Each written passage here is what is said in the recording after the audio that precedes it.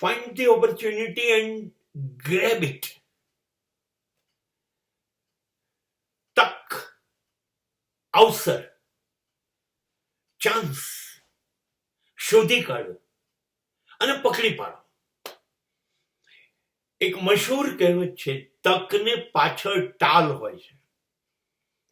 આવે ને પકડી લો એની ચોટલી, નહીતર પાછળ તો હાથમાં કઈ નહીં આવે, ટાલ હોય છે. તક આવે ને તરત જતી રહે, બહુ ઊભી નથી રહેતી. ઓળખો પહેલા કે આ તક છે. It will not come again and again in your life. Opportunities are always rare. અને જે ચૂક્યો એ ગયો, પકડી લીધી એ સિકંદર. તક આવે એટલે પછી તમારી અંદરની તમામ શક્તિઓ, ટોટલ એનર્જી ઠાલવી દો એની પાછળ. તક મળી છે, બધી શક્તિઓ ઠાલવી દો, ખાલી થઈ જાઓ, એની પાછળ ઠલવાઈ જાઓ. 18 કલાક આપવા પડે તો 18 કલાક, 90% મહેનત આપો, 10% પ્રારબ્ધની રાહ જુઓ, પાછો તૂટી પડો. એક બહુ સુંદર શબ્દ છે જનૂન. જનૂનનો મતલબ છે કે હું રોકઈશ નહીં. આઈ એમ અનસ્ટોપેબલ. મારી તમામ શક્તિઓ લગાડી દઈશ. મને માંડ તક મળી છે અને એમાં જો હું સિદ્ધ થઈ ગયો તો આઈ એમ ધ બેસ્ટ. તો હું બેસ્ટ થઈ જઈશ. મારા જીવનને એક નવો રસ્તો મળશે, નવો ધ્યેય મળશે. તો હું આખો ઠલવાઈ જાઉં અને પૂરેપૂરી તાકાતથી, જનૂનથી મને આ કરવું જ છે. Nobody will stop me to doing this. મને કરતા કોઈ નહીં રોકે. આ જનૂન છે. મારે ટીમને જીતાડવી જ છે. એ મિયાદાદનું વર્લ્ડ કપનું જનૂન, છેલ્લા બોલે 6 રન આપે છે, આ જનૂન છે. એ જોઈશે. I have to do it. જનૂન લાવીએ.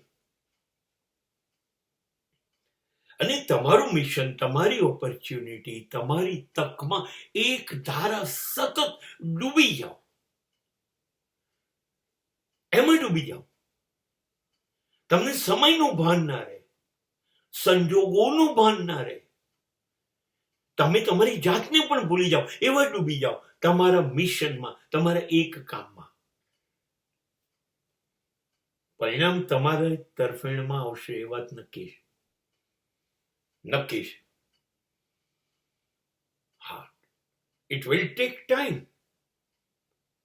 It will take the best of your efforts.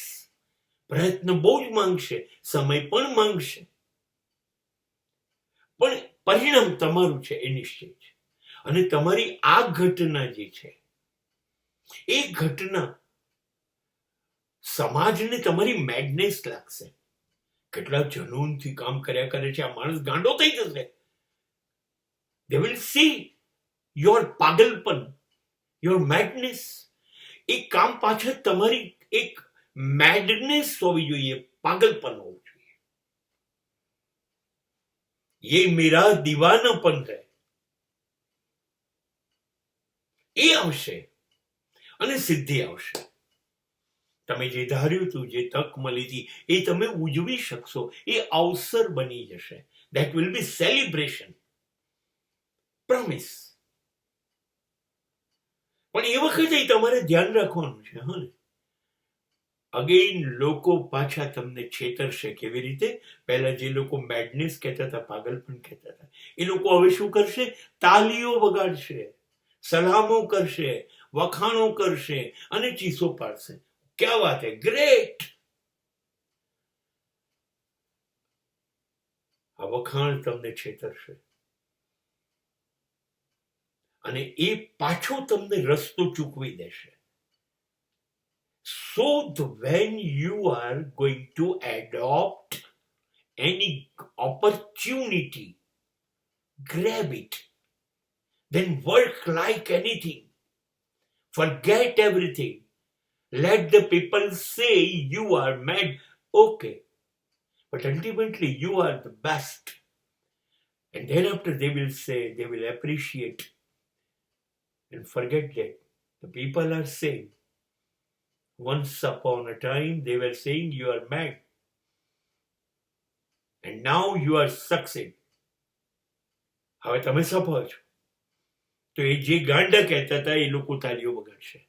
અને ત્યારે એ અવાજની અંદર તમને યાદ આવવું જોઈએ કે આ ખોટા માણસો વખાણ કરી રહ્યા છે, આમનો કોઈ સ્વાર્થ છે.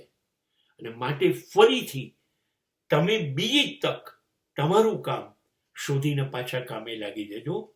વખાણને ધ્યાનમાં લેતા નહીં.